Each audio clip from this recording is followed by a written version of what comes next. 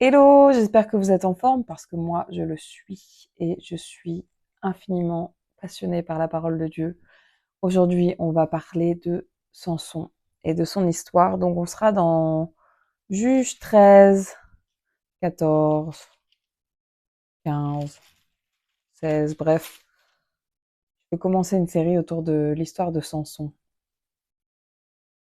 Euh, En étudiant un peu, ce que j'aime beaucoup faire quand j'étudie la parole de Dieu, c'est de regarder la signification des mots, des noms des villes, des noms des gens qu'on cite dans la Bible. Et en fait, donc du coup, dans Juge 13, je vous invite à relire cette histoire de Samson tout entière, afin qu'on puisse vraiment avoir une vue globale sur ce que je voudrais vous raconter. Donc, long story short, Samson, il est né pour commencer la délivrance de son peuple des Philistins. Et donc, du coup, c'était un homme qui était doté d'une grande force par la puissance de l'Esprit Saint qui reposait sur lui. Et en fait, on entend beaucoup parler de lui dans le sens où le Seigneur l'avait consacré et il n'avait pas le droit de couper ses cheveux parce que c'était la preuve extérieure de sa force. Mais on sait bien que la force, elle n'est pas dans ses cheveux, elle est dans sa foi et dans sa consécration à l'Éternel. Bref. Et en fait, dans le premier chapitre, dans les premiers versets, on parle de la ville dans laquelle sont issus les parents de Samson. Et donc, en fait, dans le verset 2, il est écrit « À Tsoréa vivait un homme de la tribu de Dan appelé Manoah ». Donc moi, je suis allée voir ce que ça voulait dire Tsoréa. Ça veut dire frelon.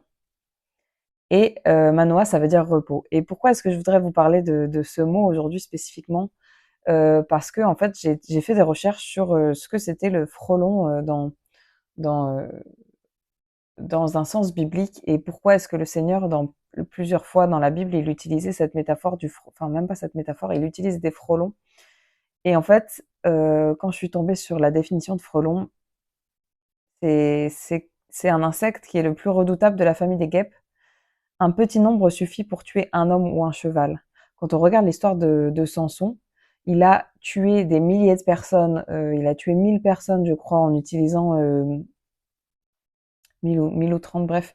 Il a tué des dizaines de personnes en utilisant une carcasse, une mâchoire de d'âne, une mâchoire d'âne.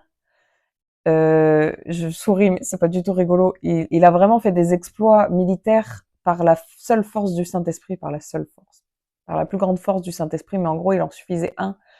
Il suffisait d'un pour tuer des dizaines et des dizaines, voire des centaines de personnes.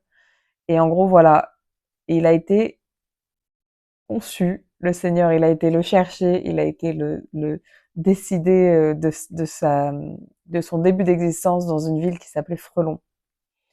Donc vraiment, on pouvait voir déjà que de cette ville qui s'appelle Frelon a été tiré un homme qui a, comme le frelon, les mêmes caractéristiques, c'est-à-dire qu'il est redoutable. Un seul homme suffit pour tuer des centaines et des centaines de personnes.